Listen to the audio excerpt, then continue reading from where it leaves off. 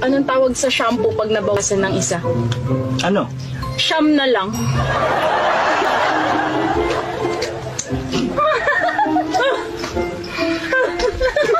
Anong tawag sa puno na hindi mo pwede akyatin?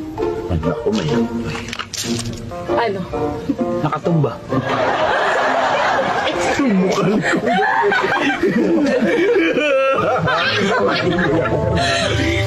Ano pa yung punong hindi mo maakyat bukod sa nakatumba?